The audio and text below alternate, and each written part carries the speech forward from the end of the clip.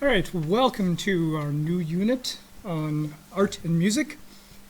So obviously the Greeks, the ancient people, ancient Greece, ancient Rome, they did music, but we don't know what it was like in any way. So we're only going to look at the art element. And for the most part, the thing that they left us was sculpture. We've got a few paintings from the Roman period, but as we are doing this really quickly, we're going to concentrate on just the major works. And you should have already with you a couple pieces of paper. This is one of them. Your Greek Art Study Guide, and it lists the things that you'll need to know for this mini unit. We're going to look, each section of art will take a few days, and instead of waiting till the end of the 3 or 4 weeks to have a big test, we're going to break it up into smaller bits. So there will be a test over Greek art, and these are the vocab words that you'll need to know. These are the concepts that you will need to know. And then the most important bit, the part that sort of involves the most simple memorization, is these are the works of art that you will need to be able to recognize.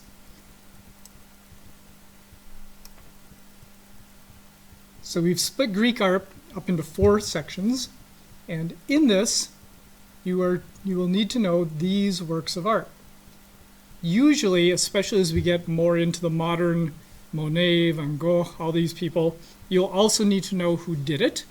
But for a lot of these ancient art, we don't know who did it. And if we do, their names are too complicated for this class. So I have put a lot of their names in parentheses. In this case, you don't need to know the name of the person. You just need to be able to recognize that that sculpture is the Diana of Versailles. You also don't need to know when it was done. That is simply there for your own reference, so you can see, oh, this one's older, that one's newer. And you don't need to know where it is. I put that in there for your own curiosity, so that you're like, oh, I want to see that. Well, look at that, it's at the Louvre. Or, oh, this one's at the British Museum, so that you can then go and visit it. So for the sake of our class, all that you'll need to know from these works of art is what the name of the work of art is, and in most cases, who it is that the artist is. And the way the test will work is that I will show you a piece of art, and you will then need to either say who did it or what the name of it is. In some cases, when we talk about different styles of art, you might be presented with a work of art that you haven't seen before, and you'll need to say, oh, this is from this style. You wouldn't necessarily need to know the name of anything that we haven't talked about before. So, getting on with ancient Greek art, we're going to split Greek art up into 4 sections. So make sure you have your notes out with you. They're printed and ready to go. And we will start with the geometric. There's actually an earlier form of Greek art called the Aegean, which is where you had King Minos and you had these rather famous artworks from the islands, but we're going to skip that and we're going to move right on to mainland Greece. And so the geometric period is named because the artwork was very geometric. And so you can see here, a lot of the design is simply recurring patterns, whether it be these cross marks here, lines. Going this direction, you have recurring patterns. The people are also very stylized, basically made up of a series of chunks of shapes that get put together, and not overly realistic. And one of the most famous artists is a guy that we call the dipylon master. And this is an amphora that was done by the dipylon master. We don't know what his real name is, and we don't know too much about him, except that we found a whole bunch of his works in a cemetery outside of Athens. and it was called the Dipylon Cemetery, which simply means double gate. This cemetery was outside the double gate of Athens, and we've given that name to this master, and from then we give that name to these works. We found probably about 30 of these large urns and vases and amphora, and at this time these acted as cemetery headpieces. So if a famous person was buried, they would set one of these really large cups or amphora on top of it. This one is 1.60 meters, so it's taller than some of you in the class. And there's actually a hole in the very bottom of it, because the point was that you would come along and you would offer offerings to the dead person. You would pour the wine or the oil into the top, and then it would flow through into the ground where the person was buried. So this is a famous one. It's in Athens. This was actually discovered complete. It hadn't broken up. This is one. This is the piece that you guys will need to know, and it's simply called the Dipylon vase. It's actually what's called a crater. It was a huge bowl made for mixing wine. They wouldn't drink their wine straight. They'd mix it with water, and so at a dinner party, they would mix the wine and the water in this crater and then serve it out of there. This one is obviously too big to use for that, and it also has a hole in the bottom, so whatever you pour into it can drain as a funeral offering. And if we look at these figures, so here is the person who has been commemorated, and here are people who are mourning and wailing, and here are scenes of battle. Here we have a shield, which is in a very distinctive shape. Here you have horses, which are, again, not overly realistic, but this was done in a stylistic manner. We'll look a little more closely here. So here you have the dead person. Body is made up of a triangle. This is actually the cloth that the person would be covered with. It was checkered, and in this picture it's shown as raised up, and then you have the mourners and attendants and such like that. Here you have a different vase. We know these were all done by the same school, at least, if not necessarily by the same person. At least he was in charge of this group of people who painted these vases. And here you can see the people mourning, putting their hands above their head, going, "Oh, woe is me, we're so sad he's dead." And you can see the checkered cloth above him and the person that is laying there on the bier. A little closer up look at the representations of scenes from battle, possibly scenes from famous things in his family history, since they didn't use that type of shield anymore. That was much more archaic even than these pieces of art. So this is a geometric period, and it's pretty easy to recognize because they're very geometric. Now the next section is what we call the archaic. This is a word meaning old, and the archaic is the simplest form of sculpture. Now this is a famous one, the Lady of Auxerre. This is actually Greek, but she was found in an attic in the city of Auxerre in early modern times. People had no idea how she got there, and today you can go and visit her in the Louvre. This is what is called a chore. It just simply means young woman. And this is one of the oldest chore that we have. You'll notice that it's somewhat patterned on Egyptian style. And so perhaps the Greeks had seen what was going on in Egypt. Actually, we skipped the whole Egypt part of this lecture. If you want to learn about that, come out for the art appreciation class. But they've taken possibly the Egyptian model, transferred it to themselves. And one of the things that we often think about, oh, the pure whiteness of these Greek sculptures and such. Well, they weren't really. This is a model of what the Lady of Auxerre probably looked like in real life. The white marble was just simply there as a base. On a lot of sculptures, we can still find traces of the pigments. With X-ray photographs and such, we can tell the patterns that were on it. And in some cases, we can even use sampling to determine what the paint was made of. So here is the example of the Kore that you guys will need to be able to recognize. This one is called the Peplos Kore because she is wearing a peplos, which is just a type of ancient Greek dress. And notice she is standing perfectly straight. Her one arm is outraised. We don't know what she was doing with it. It could have been a couple of different things. And her face just has this sort of like glazed, what we call the archaic smile. She's just sort of staring at you with this somewhat dumb look on her face. Now again, the Peplos Kore was probably painted. And here are three different interpretations of how this could have been painted. So she could have been holding a bow in this hand. This is the way we see her today. Or she could have been holding an offering. We haven't found the hand. But this is three different interpretations of what it was that she might have looked like. Here's another Kore. This one's called the Chios Kore.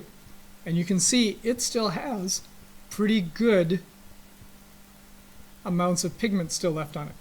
So here's a Greek stamp commemorating this one where they filled in some of the missing paint so you can see what it probably looked like. This one we have a pretty good idea because we can sample some of the little bits of paint that are here to see what the colors originally were. This also applies to Roman sculpture.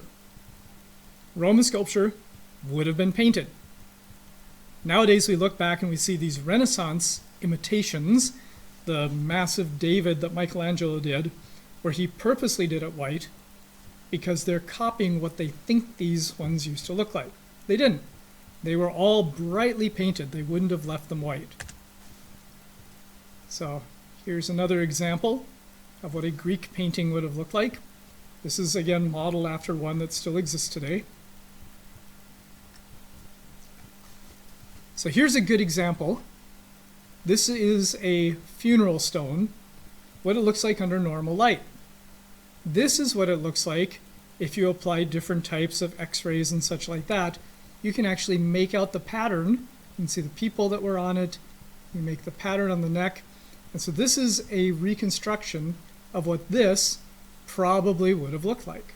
You would have had some hanging things over here, which you can actually see in this here. So when we see these, they are just simply washed out versions of what they would have originally looked like. Now the equivalent of the Kore are the Kuro. And a Kuroi is plural of Kuros, which means young man, or in old-fashioned English, a youth. And this again is what we call the archaic style. These Kuroi just are standing there, hands to their sides, sort of blank expression on their face. And this is one of the more famous ones. You'll notice that these that have a purple background are the ones that you guys will need to know. So this is called the Kroisos Kuros, because that's where he was found. And on this, there was found this inscription: "Stop and show pity besides the marker of Kroisos, dead, whom once in battle's front rank raging Ares destroyed." So probably a funeral gravestone, or at least a representation of Kroisos, but not very lifelike. They all have this thing called the archaic smile. And we have found hundreds of these Kore and Kuroses, or Kuroi, and they all have the same smile. It's like the sculptor hadn't quite figured out how to do expressions. And so when it comes time to actually say what is an archaic work of art, if it simply has this archaic smile, you know, yeah, that's an archaic piece of Greek art. So as we move on, people we're also working in 2 dimensions, and this is a famous vase painter. Name is Exekias, and you will need to know him. And this is Achilles and Ajax at draughts. Your book called it something else. I think it called them playing dice. Draughts is a British word for checkers. So we don't know what they're playing, but one of them, they are saying numbers, which you can't necessarily see. If we zoom in a little bit, here's their names. So Achilles, and here's the numbers that they're saying out, and there's these little descriptions written in. So this is a style, and we're not going to get too much into it, but this is a style called black figure pottery. They would basically glaze the pot and scrape away any of the glaze that they didn't want to be in the picture, leaving the red pot underneath. And the interesting thing is that the glaze was not black. It was basically transparent, and so as you scraped it away, you didn't actually see a difference between the colors until after it was fired. And the black figure pottery was the first one to come along, and you'll notice you're sort of limited the amount of detail. Notice the fellow's eyes. They tend to have this sort of sideways Egyptian look, but they definitely have more movement, more expression than the Kouroi and the Kore. Notice here the way this is made, and your book pointed this out, but you have this movement. Your eye is drawn, here's the center, their eyes are looking down at the board. So your eye is drawn down to the board, then you have the spear, and it goes up around the handle of the vase, comes down through his armor, you're drawn back to them, and then you go up through this way, through the handle of the vase, back down through his armor. And so when we're looking at a piece of art, we won't get too much into detail about the theory of art, but you call this movement, that your eye is moving, the person has balanced the piece of art in such a way that your eye moves throughout this. It isn't a static, just standing there like one of these statues here. You actually have some stuff happen. Okay, here's another vase by Exekias. Story goes, Ajax wanted to commit suicide, and nobody was willing to do it, so he stuck the sword in the dirt and fell on it himself. But we're not going to get too much into Greek mythology, but this is another example of Exekias' work. This is what we call a pediment. If you look at the side of a temple, the end on, at the very top, you will have this triangular shaped piece. And this is from one of the first pediments. It's a temple of Artemis, but it actually has a gorgon there in the center. And they would decorate these pediments with statues in such a way that it would actually fill the shape of the pediment. So this one is done in relief, which means the statue isn't completely carved in the round. These ones, at a later time, are done in relief. And you can see here, these are the only bits that we still have surviving today. But it would have looked something like this. In the center was usually the person to whom it was dedicated. So here's this one, which is more well preserved today.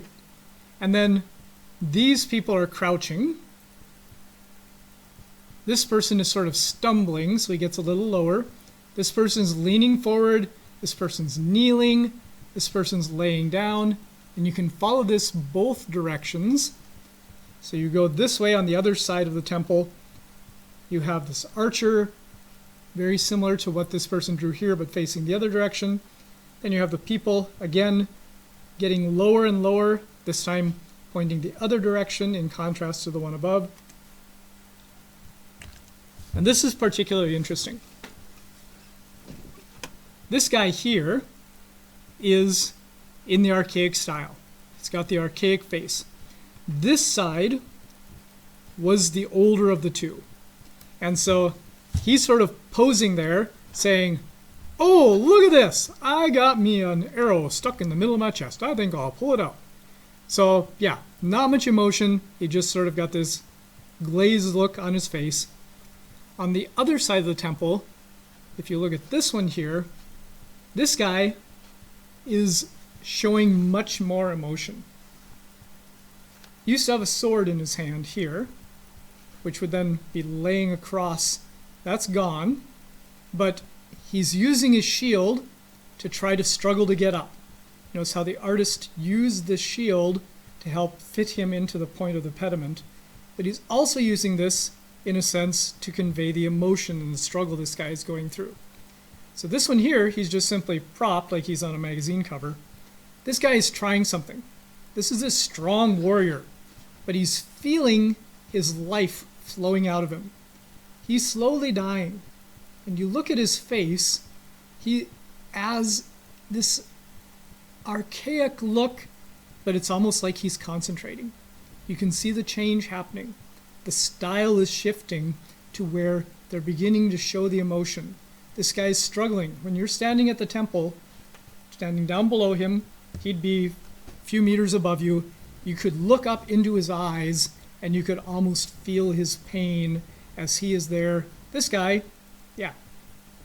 It's like, oh, wow, I think I will pull this out of my chest.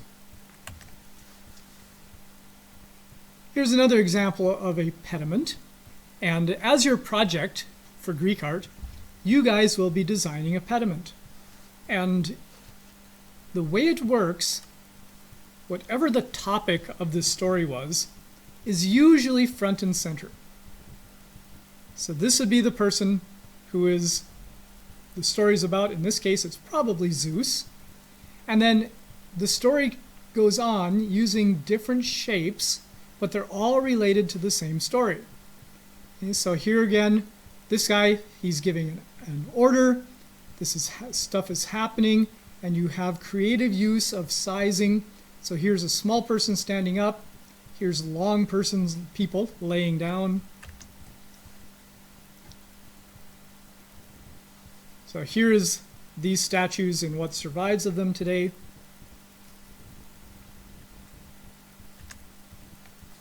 This is what the pediment of the Parthenon would have looked like. Except this is black and white.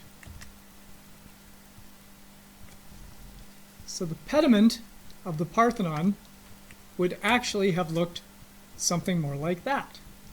It would have been brightly colored. This is the frieze of the Parthenon, which actually tells a story.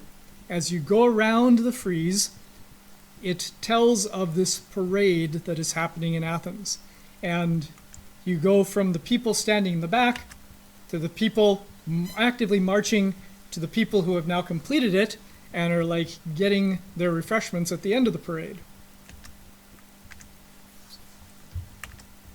Oh yes, on to classical.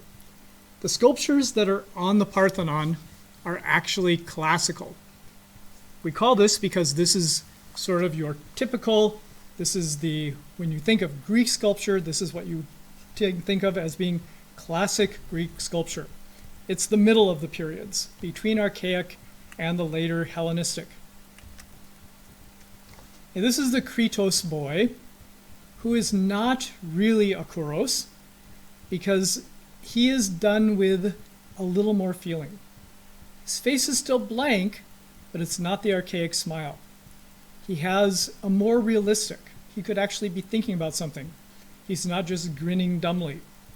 Most important is the way that he is standing. So notice how this knee is bent. So I want you right now to stand up. And I want you to stand up with both your feet next to each other. And notice that you can lock your knees. Now I want you to go and put one foot in front of the other, but keep your knees locked. Okay, without bending your hip at all. You simply can't do it because one leg would have to be longer than the other. If you're going to put one foot in front of the other, just put one foot just slightly in front of the other, a little naturally, and notice how one of your knees bends. one of your hips will also be higher than the other. So come back and look at the picture. Here, this fellow, his knee is bent, and this hip is higher than this hip. This is what we call contrapposto. And those of you who know Italian, you've already got the advantage. And this is how a person naturally stands. So this was a major breakthrough, and this was followed through all the way through the Renaissance, where they said this is the way that it needs to be done. If you look at Donatello's David in bronze, looks very similar to this figure, which we'll get to in a couple weeks. So this one here, now he has done the contrapposto, and they are realizing we can be more naturalistic. Most of what we have seen so far are copies. The Greeks did their freestanding sculptures in bronze. The Romans did them in metal, in stone. We have very few Greek sculptures that are actually in bronze. This is one of the few originals, and this one was actually hidden by a landslide. And here you can see he's got this look of concentration. He's moved beyond the archaic smile. He's actually moving. He's holding his reins. There used to be a whole chariot that was associated with this. Here we have Zeus in the midst of throwing. Is he throwing a spear, or is he throwing a lightning bolt, or is he throwing a harpoon? We don't know, but notice now the body is angled. The body is in motion. Which brings us to one of the more famous ones. This is the example given in your book. Polykleitos, guy you need to know, and his Doryphoros. Dory means spear, phoros means carry. Like Christopher means carried Christ. So you can call him the spear carrier, we'll accept that, or the Doryphoros. And notice the extreme contrapposto. In this case, his bent leg is behind the other one. This is actually a Roman copy, and it's not as good as what the Greek original was. So this is probably closer to what the Greek original looked like. You don't have as much freedom in marble. For example, you can't have an arm that goes free in marble because it just simply doesn't have the support that metal does. Marble can be too fragile. You have to have a stump here supporting it. In bronze, you can do whatever you want. So here you can see that we have totally moved away from the archaic, and we're now in the classical. He looks like a natural person posing. That could be one way that you look at the classical. He's standing there, he's relaxed, he's done moving, he's just sort of at ease, nothing artificial about it. Another very famous one, made by a guy named Myron, and this is the Discobolus. You've seen reproductions of it everywhere, and notice a couple of things about this. His head. We find these sculptures, this is again a Roman copy, we find these sculptures broken up in pieces. And it's often up to the tastes of the time how they're put back together again. Would his head have been like that, or would his head have been like that? We don't know for sure. One of the things is that this is a really bad way to throw a discus. If any of you have thrown discus in track, you know this isn't how it's done. So both of these sculptors followed along the Greek original, where you have this arm high above, the arm going down below. This makes great sculpture, but bad coaching. The important part is, though, if you look at this, you have great balance and movement. The arm comes along through here. You go down through here, it leads into the leg. In this other version, you still have it moving along down through the leg. You have the tenseness of the body. You have this twisted, kind of gives you the idea of a spring about to release. And this is a good example of the classical. This is a modern reconstruction. We've only had descriptions of this work of art. So it was totally destroyed. It was massive. This copy happens to be in Athens. This copy is in Tennessee. This one is built according to what the descriptions actually said it was. Actual size. It's actually plated in real gold. So this was made by an artist named Fidus. He was one of the most famous sculptors in all of Athens. And actually, the only parts of the sculpture that would have been marble are the parts that you see. This would have all been made of wood and just covered. So this would have been marble, this would have been marble, and this would have been marble. And Fidus was one of the most famous sculptors, and he made this to fit inside this. Okay, this is one of the things you will need to know. You don't need to know the name of the guys who made it, but you need to know the Parthenon. Notice today, this is empty. During the late 1800s, the Parthenon was pretty much an abandoned ruins, and the Greeks were occupied by the Turks. The Turkish people really didn't care. The Greeks had fought this battle. They're in the middle of a civil war. They eventually got their freedom, but there were much more important things to them than these bits of marble that were lying around. And so the British ambassador managed to gather up a bunch of the fragments that were lying around the Parthenon and took them home. And so today, if you want to actually see the pediment from the Parthenon, you have to go to the British Museum, and one of their most famous things is the Elgin marbles, is what they're called. This is the pediment from the Parthenon. You can again see, masterfully done, how well it fit into the pediment of the Parthenon. These are also some scenes from the frieze. Again, remember, this would have been brightly colored. So it's kind of like if you took a painting and just took a black and white picture of it. This shows nothing like what it would have looked like back in those days.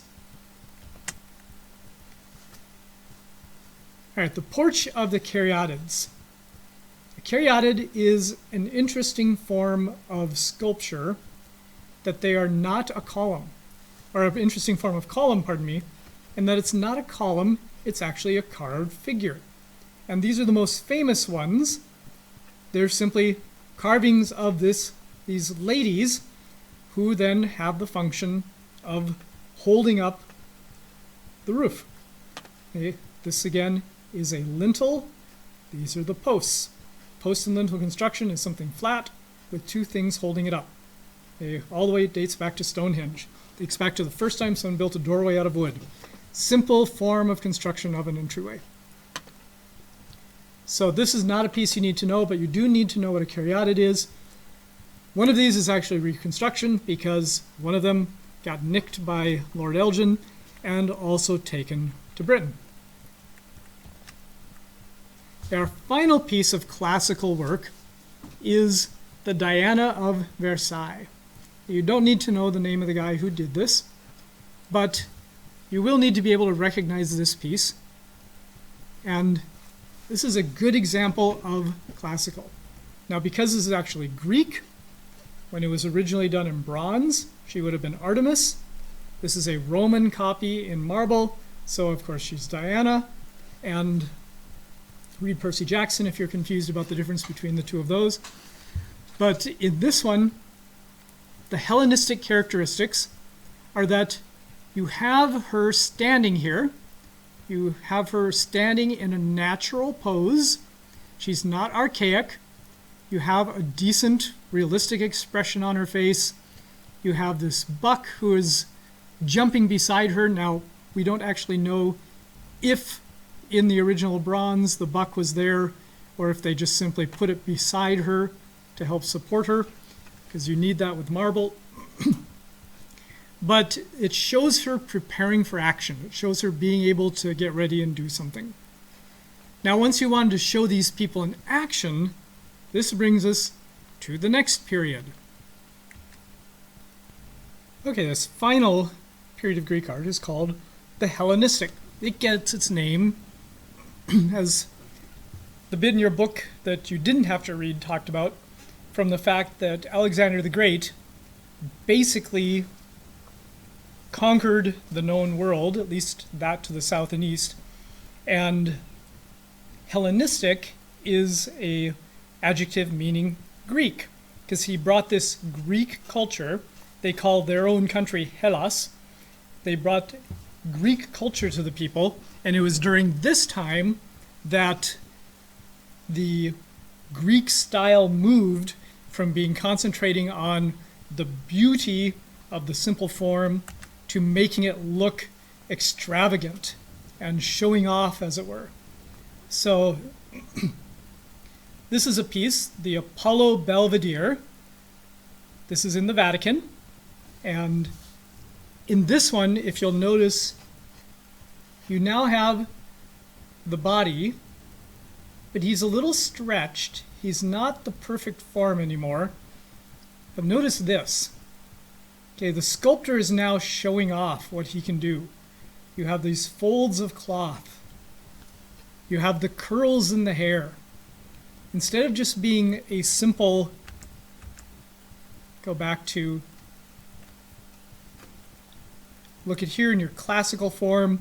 She's standing there. She's not stiff like the archaic, but just has sort of normal clothes, a little bit of folds and things. You come off to the Hellenistic, and now you've got this drapery. One of the most famous works of the Hellenistic is the Winged Victory of Samothrace. Okay, Nike is the goddess of victory, and so this could either be called the Victory of Samothrace or sometimes called the Nike of Samothrace. And this was originally standing on the prow of a carved ship. The ship is lost, and they just found this sculpture in a pile of rubble, no arms, no head. And this is what it looks like today in the Louvre.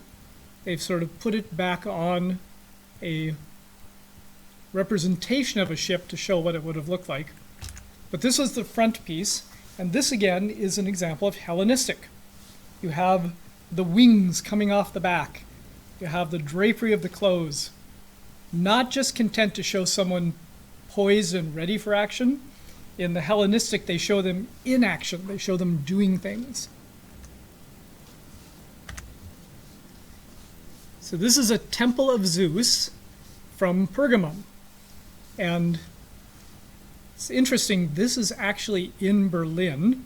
You can go and visit this. And Paul talks about this exact temple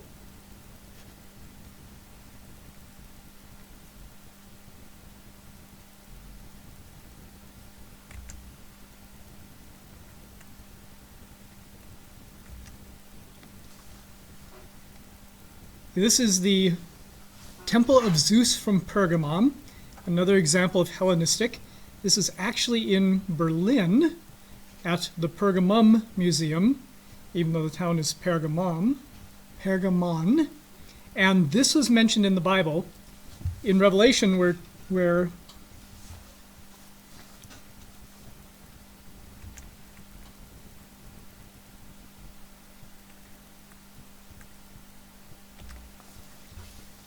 this is another example of Hellenistic art. This is a temple of Pergamum. It was in Pergamum, which was in ancient Greece. Actually, today it's modern Turkey. And today, this entire temple has been moved to Berlin. So this is mentioned in the Bible, where it referred to the church in Pergamum, and they say, you know what? We know that you live in the shadow of this oppression and this evil, and this is specifically what they're referring to. This temple of Zeus was one of the most famous things in that city. And all around the edges of it, you have this scene of the Titans fighting the giants. And you have these activity, you have this action, you have stuff going on. In the Hellenistic, they're not content just to have the person posing there. In this time, you have to have things moving and happening.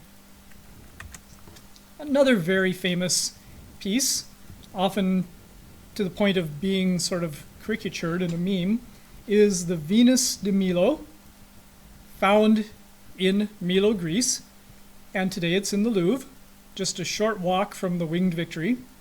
And here you have again the Hellenistic, you have the contrapposto, but you also have it not just simply standing there like Diana.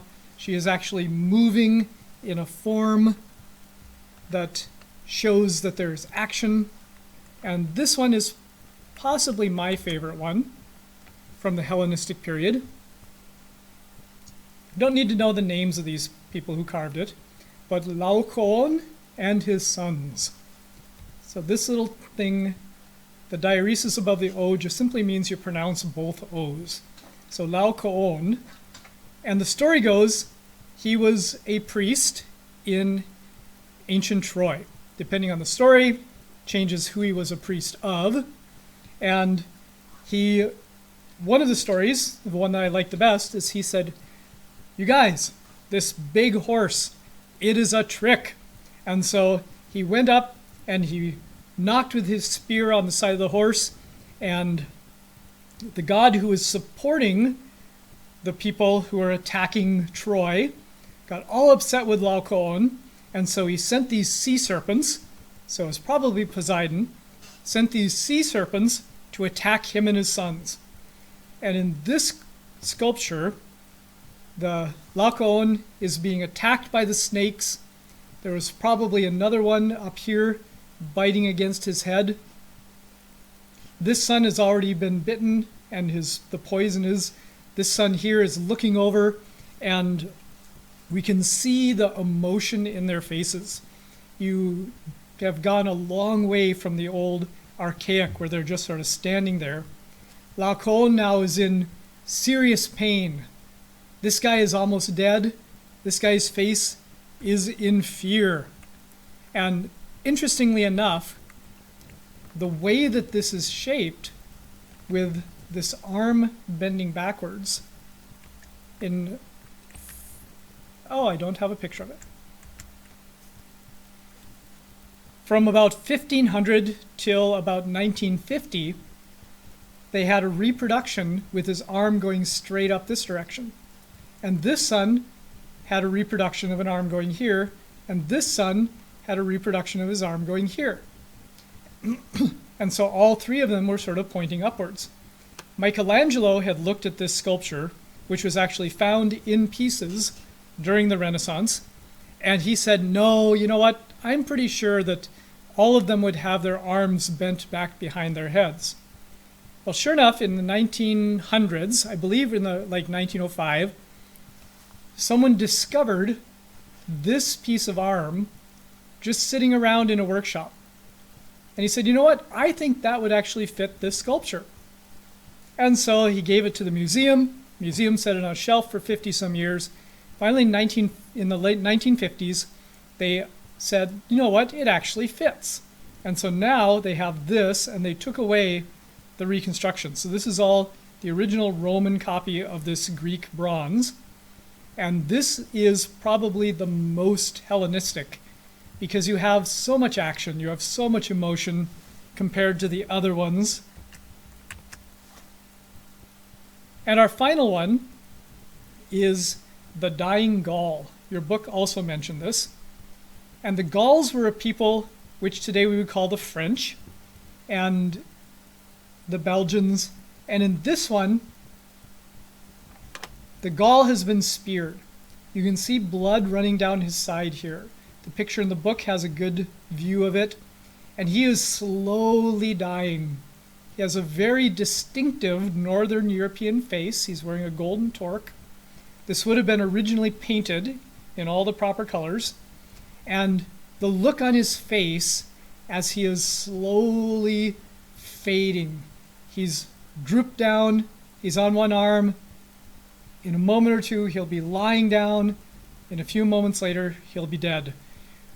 But you compare this, especially compare this back with our old archaic ones that are just sort of standing there with this dumb glazed expression on their face. Compare with the classic ones where they have this very neutral, like, yeah, I'm just going to stand here, to now you've got them filled with emotion. You have Laocoon in agony of the snake bite, and the Gaul slowly watching his blood puddle out onto the ground. And with that, we come to the end of ancient Greece. So tomorrow, or whatever the next day you have classes, we'll be working on an ancient Greek design of a pediment. And so look in the instructions, and there should be something to help you get started on that today. And we'll be working on that for most of the day tomorrow. Thank you for listening.